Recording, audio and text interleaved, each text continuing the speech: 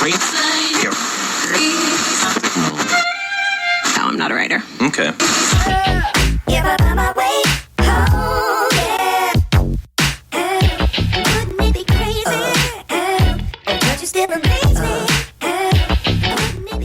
And hello, here we are again. This is Mike Lodge. I am the business advisor, and it is a Monday morning. It's raining outside, it's dark, and it is blowing wind. What a great way to start a Monday off. Oh, well, what can you do about Mother Nature? You know, sometimes Mother Nature wakes up on the wrong side of the bed, and this is probably one of those days.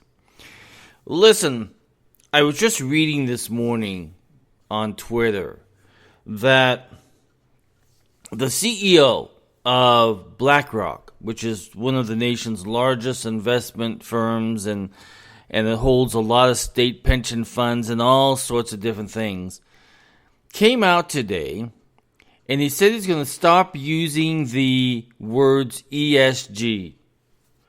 Now, ESG has become an evil word. It's a woke word. That was hard to say. Woke word. And Mr. Fink started this stuff. Now he says he doesn't want to use that word because it's too political, and he doesn't want to get involved in the politics. Well, unfortunately, he and Joe Biden has made that a political issue, because if you know about Joe Biden's political stance, he's pro ecology, environment, he's pro governance, he's pro everything that has to do with the Green New Deal. So Mr. Fink came up with this term, or somebody came up with the term of ESG, and people fought back on it because it has put too much emphasis on social issues instead of actually running a business. And really, Mr. Fink should be ashamed of himself. I'm going to play you a tape of what he said on ESG, where he wanted to force people into believing the same way he does. Just 1 second. Here we go. That's an investment criteria for you. Well, behaviors are going to have to change, and this is one thing we're asking companies. You have to force behaviors, and at BlackRock we are forcing behaviors.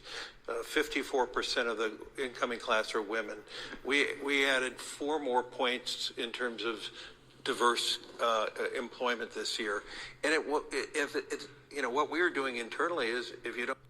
Now let's just stop it right there. So that's what he wants to force on everybody. It is this philosophy that you have got to follow his direction or follow his way of thinking. He's going to force it on you. When you use the word force, that's not a good sign. Not a good sign at all. Now, ESG, which stands for environment, social, and governance. Social meaning supporting the advancement of LGBT, of trans, of all these negative outputs. Now, they say they're supporting women, but when they support trans, they're really downgrading women. So he came up with this. I'm going to read you a little bit of the article, okay, because I'm pissed off. So BlackRock CEO Larry Fink, said he is no longer using the term ESG because it is being politically weaponized, and he's ashamed to be part of the debate on the issue. Now, that debate is with Joe Biden also, because that's what he's trying to force upon businesses, upon the American people, upon society.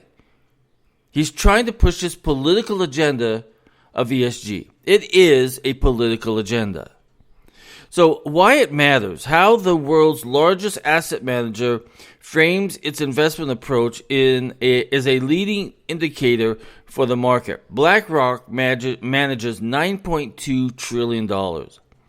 So what we're watching, Fink's latest statement, is sure to generate plenty of controversy. The backstory, BlackRock's bullish outlook on responsible environmental, social, and governance investing is being blasted by conservatives. And I'm one of those because I do not believe in it. You don't force anything onto anybody. And you don't play this politics, because once you start forcing stuff, you're playing politics. Politics is never an ethical entity to ever allow in your business. Let me say that again. Social politics is never a good entity to invite into your business because it is so unethical. So unethical. Fink has been a major proponent of factoring in climate change risk to investing strategies in corporate leadership. This is just more political play. What's new? In a conversation at the Aspen Ideas Festival on Sunday, Fink acknowledged that Florida Governor Ron DeSantis' decision to pull $2 billion in assets hurt his firm in 2022, but made clear last year was his company's best, with net flows of $200 billion from U.S. clients. What he's saying, I'm ashamed of being part of this conversation, Fink said. When I write these investment letters, it was never meant to be a political statement. Well, let me tell you, Mr. Fink, if you are going to follow a political agenda of Joe Biden, you made it political, and it is political. Going on, they were written to identify long-term issues to our long-term investors, he told the crowd. But yes, when pressed on the statement later in the conversation, Fink backtracked. I never said I was ashamed, he said incorrectly. I'm not ashamed. I do believe in conscious capitalism. Listen.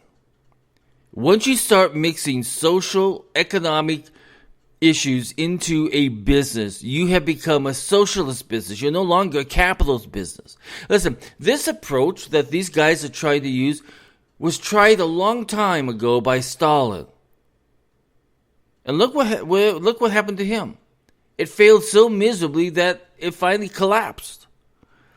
And then he goes on and says, I was not going to use the word ESG because it's been misused by the far left and the far right, he added. Now he's trying to blame both sides. Of note, instead, we talk a lot about decarbonization. We talk a lot about governance or social issues. If there's something we need to address, he said.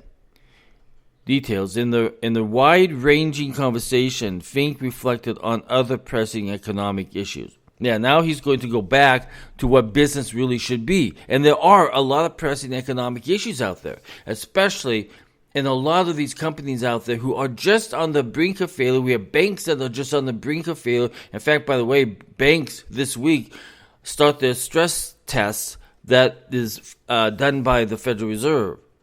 So here we go. Now they have got to pass these stress tests, and will they be able to do it?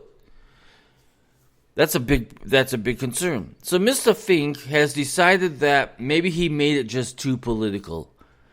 And maybe it's not a good thing in running a business. Because let me tell you something, Mr. Fink, it's not a good thing. Anytime that you mix wokeness into a business, you are dooming that company to fail. You're going to be seeing calls for in fact, it's going to be a backlash on you. If you push that ESG, push this governance and all this other stupid stuff onto businesses, you are going to see a massive failure in your company. It hasn't worked very well for Disney. It has not worked very well for Bud Light. It has not worked very well when Coca-Cola got involved. No. You see, anytime you bring in an unethical entity of politics and social politics, you are creating more conflict for your company. Look at what's happened now. Mr. Fink, you're on the news because now you're backtracking on something that you had pushed for so long. And now you're starting to try to sound like you want to focus on the economic issues and the business issues that all businesses have had to face over the last 3 years. From pandemic to inflation to the failures of banks. Now he wants to start focusing on that. Maybe because he has found out that ESG does more harm than running your business. The problem with a lot of these CEOs is that they have decided that running a business is not as important as addressing social issues. By the way, which is not part of their duties.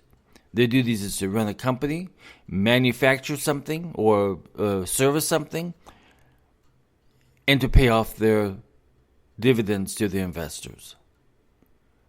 Social economic issues or social issues is nothing more than politics. And it drives a wedge between capitalism and socialism, where you're right on the border of either being one or the other. And the more that you push ESG and wokeness, you push yourselves over to the socialist side and you forget all about business. Just like Twitter. If you look at Twitter and how they decided that they wanted to become powerful through their wokeness. And they damaged a lot of individuals. You will do the exact same thing, Mr. Fink, if you continue to push this ESG nonsense. Focus on your business. Focus on the economy. Focus on your investors. Focus on the individuals that you serve through your company. But once you start mixing in social politics, wokeness, ESG, and all the other nasty words that come along with it, you're just going to destroy your company. And what will you have then? A bad name, a bad reputation, and everything else. I'll put the link of this down below so that you can look at it. Also, I put a link down there on the big banks are facing the annual Fed stress test. The other issue is there's going to be a lot of layoffs in Ford. They have now laid off all of their contractors, and then they will start looking at laying off more of their employees. And the reason why is because they have really mismanaged their business model.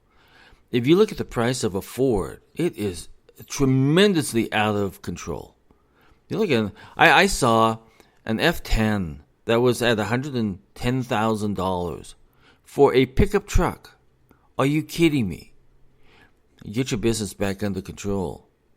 And not only that, but a lot of the dealers, not all of them, but a lot, started adding in all of these fees that boosted the price up because they were not selling enough trucks because no one can afford to buy an automobile at the moment. So the prices went up and now no one can. Now they are stuck with inventory and a lot of their cars are going onto the auction block. It's a sad situation when you get out of control in your business. There were other options that you could have chosen, but you chose the greed one instead of how you're going to work with the American people. No one can afford a car at the moment. Inflation is so high. Gasoline is so high. Insurance on cars are so high. In fact, in some states, they are eliminating, some of the insurance companies have stopped doing servicing them, like in California. Listen, if you'd like to sit down and talk with me confidentially, you can go to my website at www.lodge-co.com. If you have a business question, send it in, zoom it in at thebusinessadvisor@gmail.com. Everybody have a great day. Check out all of the links down below. It's a Monday. Can't believe it. What happened to the weekend? It zoomed by. Talk with you soon. Bye-bye. Thank you for your grace, your amazing grace. Thank you for the way that you forgive me every day. Thank you for your grace, your amazing grace. Great is your mercy.